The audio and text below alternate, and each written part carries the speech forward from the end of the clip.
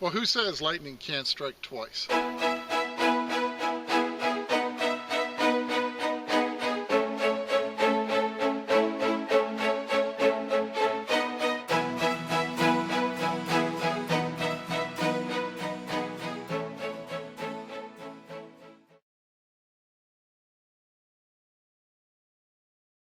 Well, welcome back to Finding America. It is really great to see you here. Well, last week I got an awesome picture from a longtime viewer, Micah, who lives in the great state of Texas, of himself with some of his favorite finds on his Finding America drop cloth. Well, thank you so much for that awesome picture, Micah, and I really hope that drop cloth brings you even more luck with your detecting. Now, Micah also has a YouTube channel himself. It's called Penny Popper's Metal Detecting.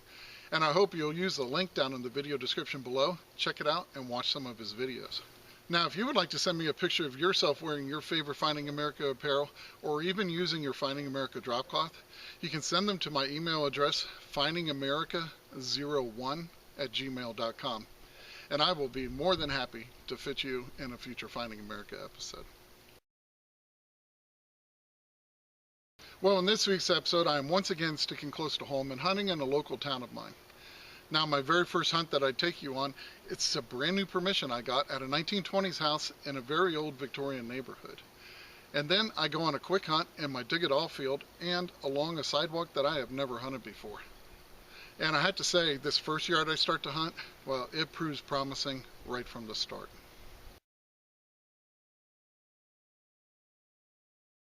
Well, this signal was giving me a 17. Dug down, I can see some iron. I think I've got a horseshoe. I haven't pulled it out yet. Oh yeah, there you go. That's cool. Very nice. So, yeah, that's the first relic for today, and we'll turn it up for good luck. Now, most of us know about turning a horseshoe up to catch the good luck, but it's also perfectly fine to hang one in the down position. Tradition has it that when you hang one in the down position, it pours good luck upon the house and prevents evil spirits from entering. Well, this is the first good signal out of this brand new permission. I got this a couple weeks ago, and they have about an acre. But it's the front half acre I'm most interested in because we're in a bit of a Victorian neighborhood. Their house is built in the 30s, but I've hunted quite a few places around this area. But I got my first good signal, and check it out. Not a bad way to start it off. Sanitol face cream. I'm probably going to be looking at 20s on this. Could be earlier. So that is really cool. I've never found that brand before. And it was ringing up at a 28-29 and only 3 inches down.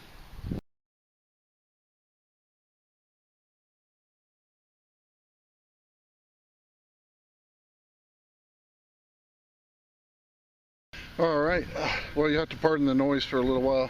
Got a neighbor pressure washing. And this signal, 17, popped the plug. And that is exactly how I saw it. Got a nice spoon in there. All I have to do is reach in and pull it out. That's pretty cool. Not super fancy, but silver plated spoon. Very cool. Alright, well, we'll see what else comes out of this yard. It is looking pretty promising. There's signals everywhere. Well, my next signal was ringing in at 15. I dug down about 6-7 inches. And I have another lid. It's a compact lid this time. Alright, now, I'm pretty excited about what's in this hole. I'll tell you what, there's definitely some old items in this yard. Check it out. This is exactly as I saw it. I put the spade in here, popped it, and check it out. I think I have an incredible looking brooch. Oh, heck yeah. Look at that filigree design.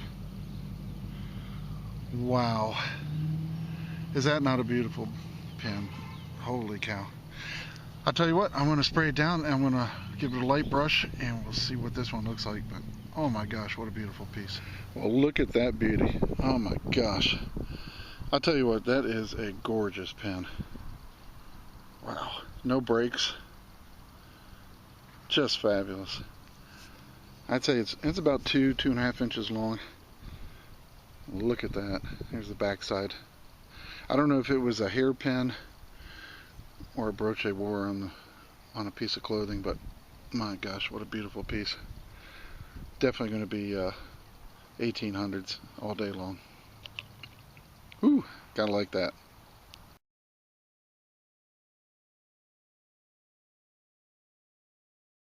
Well, I got another one. It hasn't even been 30 seconds after I got that brooch. I dug that brooch right here and just moved over here and got another signal. It was a 20 to 22. A little bit of a mid-tone every once in a while, or high tone I should say. But check it out. I got something else on my job cloth. I have no idea, maybe part to a buckle. Definitely pretty ornate. Look at that. That is a pretty piece. I'm guessing it's part of a buckle. Another Victorian era, early 1900s. Wow, how cool is that? Another one for the fragile box, and I'm going to keep on going.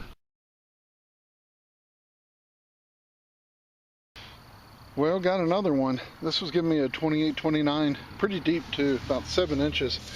And I did clean it off. It's another lid and another cream, but a different brand. Look at that one.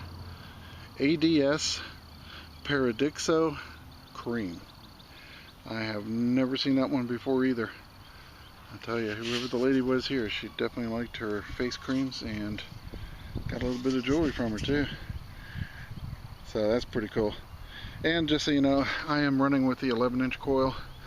Park 1, sensitivity about 23. And usually when I first hunt a place, I always hunt it with the 11-inch coil. And if it turns out I can have this for a long-term permission, I'll run the small coil and big coils on it. But this yard, probably not the small coil.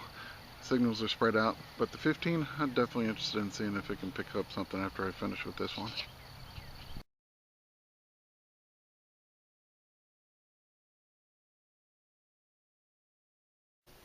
Well, ADX Paradixo Cream was a huge product in the teens and 20s, and a massive bestseller, mainly due to its fantastic claims of rejuvenating pale and sallow skin, and even eliminating acne.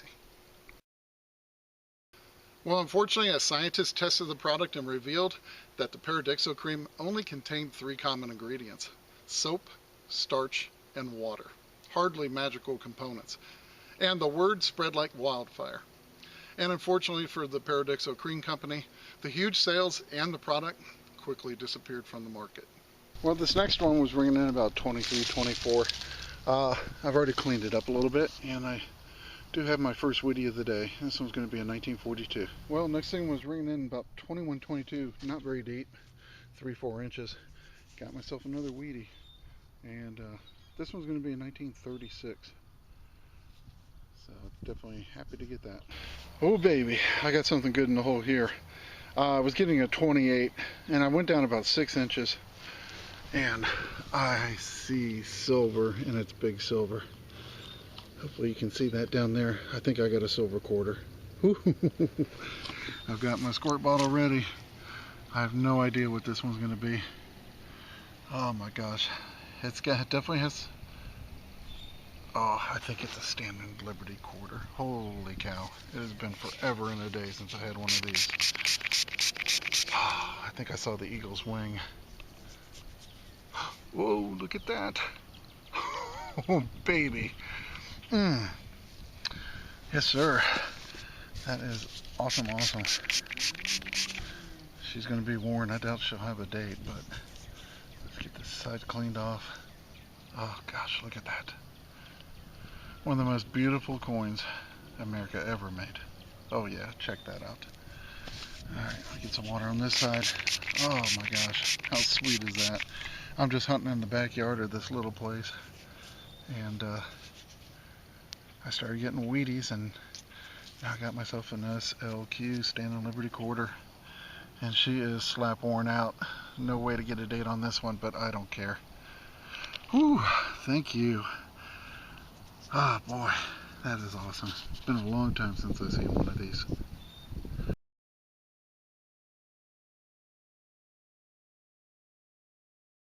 The beautiful Standing Liberty quarter was actually designed by Herman McNeil, and it featured Lady Liberty standing tall and holding an olive branch in one hand and a battle shield in the other. And at the time, World War I was raging in Europe, and America had remained neutral in the conflict. Even President Woodrow Wilson was campaigning for re-election on the slogan, "He kept us out of the war." But it seemed McNeil wanted to send a message to America's foes with his design symbolism. America was prepared for peace, but they were equally prepared for war.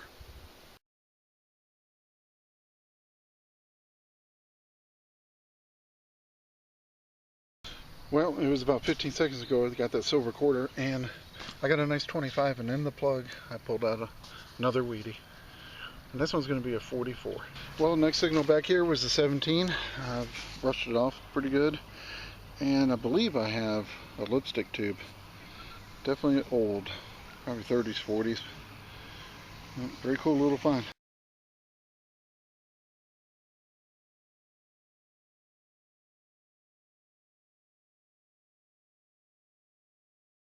Well, got another signal real quick. This one was going to be a 22, and popped it out, and I have a makeup compact, and it is complete but falling apart. Look, it still has the makeup in it, so I'm gonna let that stuff go, but it definitely has some sort of a design on it, and I'll get it cleaned up at home and see what it looks like. That's pretty cool. Boy, a lot more stuff in the backyard than the side yard.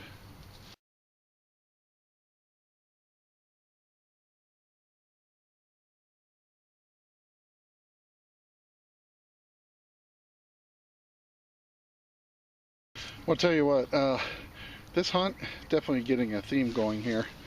Lots and lots of face cream, makeup, and lipstick tubes. Jeez. Here's another one. So, that's the second lipstick tube. And I'm going to keep on going. A ton of signals in the back here. I'm starting to really enjoy this.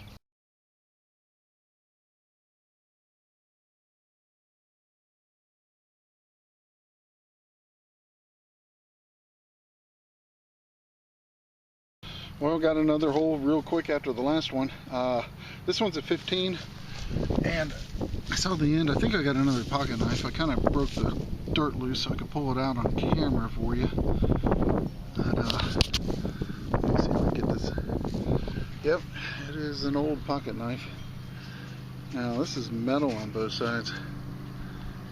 It might have something on it, I don't know. I'll have to get it cleaned up, and I'll give you a better picture of it.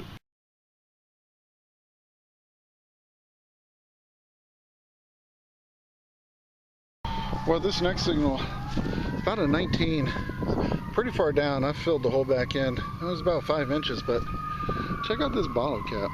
It's green, and it looks like it has Colonel Sanders on it. I don't know if it's Colonel Sanders or not, but I'm going to have to do a little bit of research on this one because I've never seen this bottle cap before. Well, that wasn't Colonel Sanders, but it was a very esteemed man who actually held a much higher rank. That was Commander Edward Whitehead, who had served in Her Majesty's Royal Navy during World War II. And that bottle cap, it actually belonged on a Schweppes tonic water bottle. And Commander Whitehead actually became the president of the U.S. subsidiary, and he was prominently featured in the company's advertising from the 1950s all the way into the 1970s.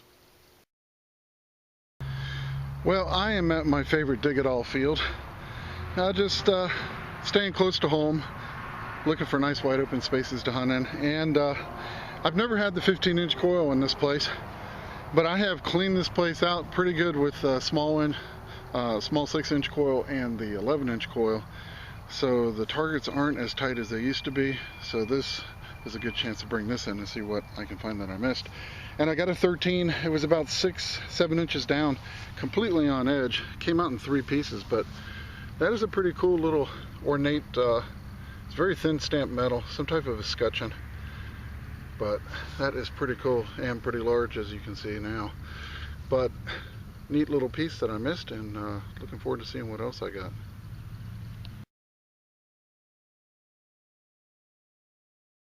Well, this is kind of cool. I have never had this happen before.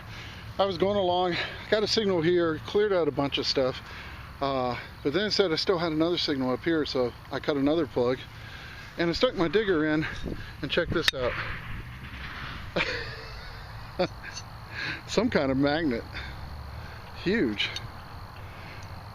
I was like, what the heck? And it kind of threw the pinpointer for a loop. I had to reset it, turn it off, turn it back on, but look at that. That's pretty awesome. So that's the first time I've ever dug a big magnet. That is crazy. So I definitely had to share that one with you because that kind of shocked me. Well, this thing was giving me an 18, and dug down about 6 inches and out popped a early valve stem cap. That's pretty nice. Now, it used to be an old car dealership sat here. It started out in the teens, so yeah, I even found that that Nash emblem here last year, and I love finding this early automotive stuff.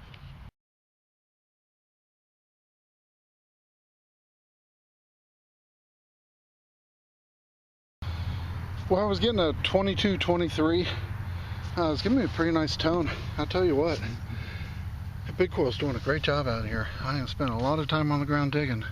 And check it out, this is how I saw it as soon as I popped the plug. Not quite sure what it is yet. Some kind of old valve. Wow, look at that. That is awesome. Oh boy, that's gonna be teens or 20s. Great piece. I don't know. I just like that. It's got that great early industrial look to it. So very cool find. And I'll check the hole before we go and on to the next hole.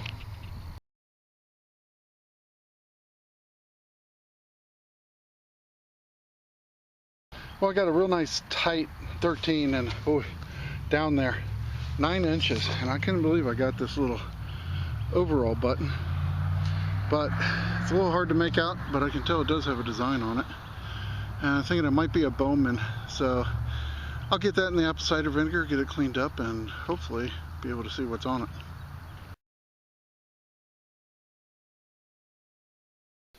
Well, after spending some time digging in my favorite dig it all field, I decided to drive around and see if I could find some new places to hunt. Well, I actually found a stretch of sidewalk that I had never hunted before. And after starting to hunt it, I realized it was so full of trash, I was going to have to come back another day with my small coil and just dig every single signal out of that ground. But I did manage to make one amazing find that definitely proved lightning does strike twice. I'm doing some sidewalk hunting. I'm rolling with the 11-inch coil on Park 1. Been digging a ton of bottle caps, but I think I just found something incredible. Check it out. Now, I just caught a glimpse of this, but I haven't even cleaned it up yet, so I'm kind of guessing, but I can see a lady here, and I think this is going to be another 1912 Coca-Cola watch fob. Now, I found one of these last year in one of my videos, and I'm pretty sure, I don't know, I can definitely see a lady's head. I'm going to clean this up, but oh boy, what a great find. And shoot, maybe 3 inches down. Just a great signal. Well, let me get it cleaned up and I will be right back. I'll tell you what, the image is very faint, but I believe that is exactly what it is. I can see an early 1900s woman with a bonnet or her hair. I can't really tell exactly. I'm going to have to wait till I get home, clean this up a little bit more and compare it to the one I have. But nonetheless, it is a killer early watch fob.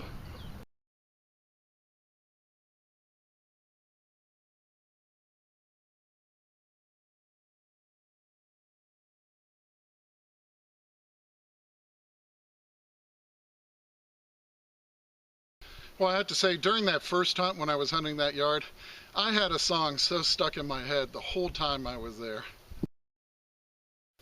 Yeah, beauty school dropout. Well, I hope you enjoyed this hunt as much as I did. And I just want to say, don't go anywhere just yet. I have some awesome historical photos coming up in just a few seconds, and I hope you'll stick around for those. And remember, it's history that makes a find a treasure, and I cannot wait to see you back here next week on Finding America.